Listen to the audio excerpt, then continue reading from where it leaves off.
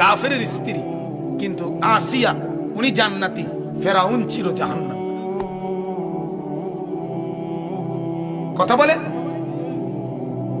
গোটা পৃথিবীতে ফেরাউনের স্ত্রীর মতো দোয়া আল্লাহর কাছে তাফসীরে আছে, ফেরাউনের স্ত্রীর মতো দোয়া গোটা পৃথিবীর ইতিহাসে কেউ করে না। আল্লাহর কাছে এমন কিছু চাইছে, কোরআনের আয়াত।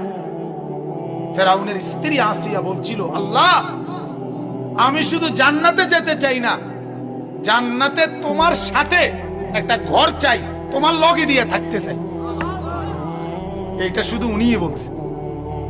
আল্লাহ তাআলা বলছে যাও দিলাম, জিবরাইল যাও ঘরটা আসিয়ার চোখের সামনে নিয়ে ধরো, ওটা দেখে দেখে মৃত্যুবরণ করে চলে আসুক।